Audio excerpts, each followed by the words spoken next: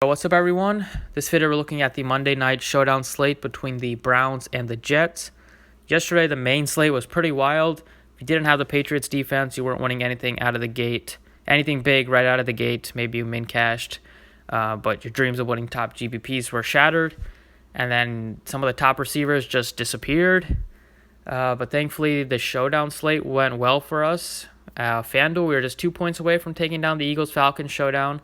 Needed 2 more points from Ito Smith, and Draftkings cashed too, just because had Nelson Aguilar on both, had both quarterbacks, and had Julio Jones as a captain on both. So hopefully we can have some success on this showdown as well. So let's get into it. Before we get started, you can drop a like and subscribe down below. Let's try to get 150 likes on this video. And if you want to join us for this slate or for the week, you can visit the website, links in the description. So we had the Browns going into New York to face the Jets here. There are some pretty big injury situation on both sides. Le'Veon Bell is questionable. I think he's going to play. I'm assuming he's going to play. I'm assuming Higgins is. I'm not sure about him because he's a game time decision. But I think it looks like Demaryius Thomas is going to play.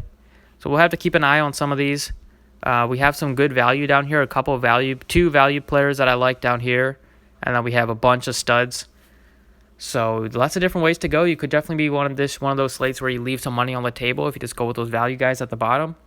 We're starting off here talking about the players that I'm interested in. I have interest in Odell Beckham. Obviously, everybody's going to have interest in him. I think the Browns offense is going to have a huge bounce back against the Jets here. The Jets are missing two of their better defensive players in this one, so that's going to make it easier for the Browns offense. And coming off a 30-point embarrassing loss, that was at home in Cleveland when everybody was hyping up the Browns heading into the year. I know, we all know they want to make a statement, want to make a bounce back statement, so I got to like the Browns here. I got to like Odell Beckham. I got to like him, in the captain spot or, as a part of your flex, but tough for me not to have him here. Le'Veon Bell, if he's healthy, if he's good to go, I'll have interest in him a lot. Trevor Siemian is just probably going to go with the dink and dunk route. I think that's the Jets' playbook should revolve around Le'Veon Bell. He should be very involved on the ground as long as this game is close. So he should probably get 20 touches on the ground and should get heavy targets through the air just because Siemian is a dink and dunk quarterback. For his career, he has 30 touchdowns and 24 interceptions. I don't think the Jets are going to ask him to do much. And he's not a very good he doesn't throw a very good deep ball, so I don't really have that much interest in Robbie Anderson here. So I think it's going to be a lot of short passes to guys like Le'Veon Bell, Crowder, the tight end. So that's where I'm interested in on the Jets. Mayfield, you got to like him here to bounce back. He was definitely embarrassed. Came out in the press conference and was very disappointed in the way that he played and the way that the team played. So he's at 11-2 facing the Jets here. I think playing him at the captain is a fine strategy, or playing him in the flex, but I want to have him paired with Beckham here.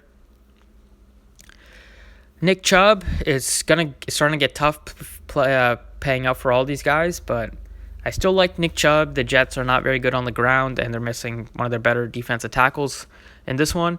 At 10,000, he could definitely have a huge game here. And if you play him at the captain, then I don't think that many people will do that. I think Mayfield and Beckham are going to get a lot of the love at captain. Landry's the guy that, you got to make a stance somewhere. I think he's the guy that I'm not going to have just because at 9,000, I'll go up for Nick Chubb, who I think has a higher floor and a higher ceiling. Just based on the position, he's not having to compete with Odell Beckham and with Njoku for targets. Landry's usually just going to have an average game. He's not a big play guy. He's just a good possession receiver. So I think I'm just not going to have that much of him just because you got to make a stand somewhere.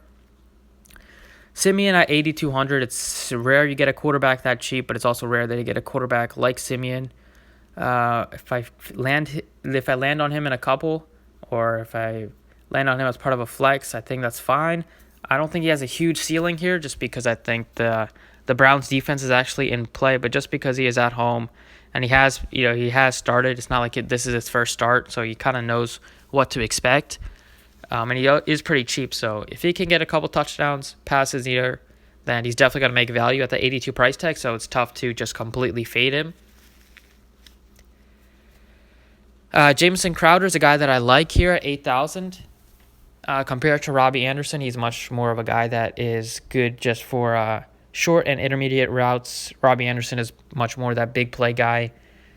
He got 17 targets. Those came from Sam Darnold, so it's going to be a different story to see how his connection with Simeon is, but he's still at a good price tag. Is probably the best option on the Jets receiving core this week. And I say I'm not going to have interest in Robbie Anderson that much. I think Njoku is a really good play at 58. Like the price tag on him. He has touchdown upside. He's still not going to get as many targets as he did last year just because of Beckham, but he's still a good play just because he's a big body. And if he gets a touchdown pass, that can easily make value here at that 5,800 price tag. I like the Browns. They are priced up a little bit, but you got to like him facing a quarterback that has a really bad touchdown to interception ratio. And if they do manage to get an interception, if they can take one to the house, then that's a huge bump to a defense. And on a showdown slate, that could be the difference between taking down the slate. So, like the Browns at 54, they could really crush. If I'm not playing Simeon, then I'll definitely have some Browns interest. Now here we have Higgins is questionable. Not really sure. Even if he's in, I'm not going to have him just because he split time with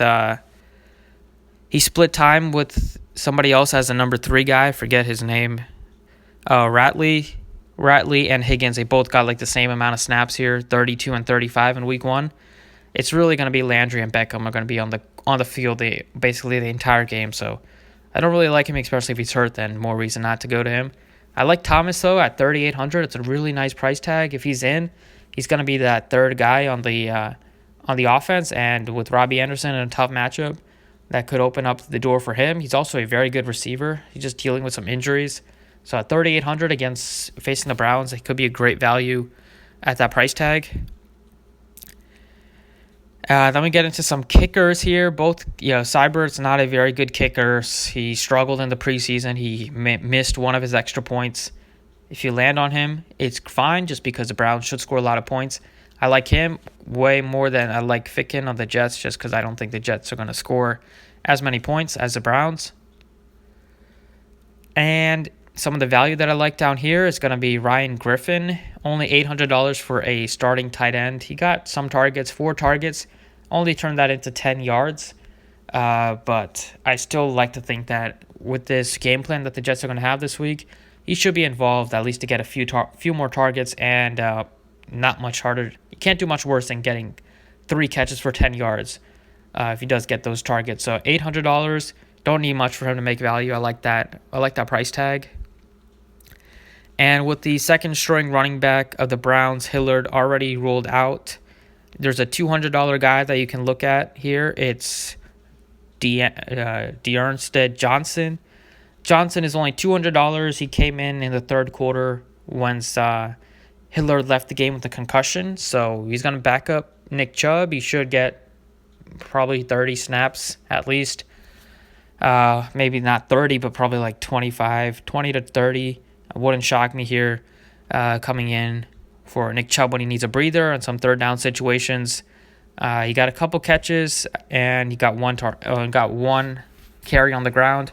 He's only $200. You don't need much at all. If you're paying up for all the studs, you're going to need some value. So I like him at that price tag. So that's kind of it where I'm looking at on the slate. Let's look at a couple bills that you can go with.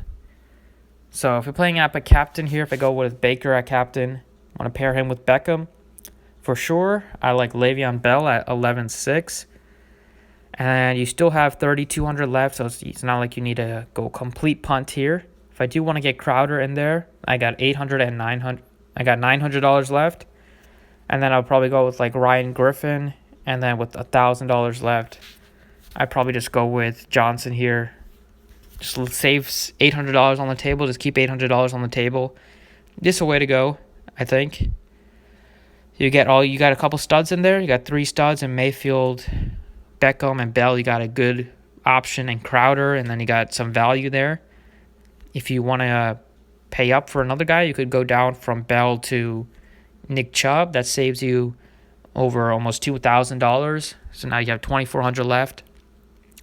I don't think you can do much from going up from Crowder It's gonna be you can't go up to Bell here, so you can't fit in all 4 of those guys. But if we stay with Crowder here, and then if we can go up for a kicker, even though the Jets are probably not going to score that many points, if they do struggle to get into the end zone, then Ficken could get some more tries here, go get some more field goal attempts. I don't hate him at 3,200, especially if you're paying out for these guys. So this is something else you can go with, and they can always flip flop the captains here. If you go with Beckham, still go with Mayfield here, and then at 2,900 we can try to get to Thomas here at 38. We got to take a little bit off here, so you could throw in Landry here. Don't like him a lot, but it depends on how you build your lineups. This is just getting a lot of the pass catching options here. With you still got Mayfield, and you got a $200 running back that gonna get some carries and gonna get at least hopefully a couple targets. So this is another way to go, but the bottom line, I have a lot of interest in the Jets offense. In the Browns offense. My interest in the Jets offense is coming from Crowder. It's coming from Thomas at 38. It's coming from that cheap tight end. So that's kind of it for this video. Hopefully you enjoyed it. Thanks for watching. If you do like it, you can be sure to drop a like down below, and good luck today.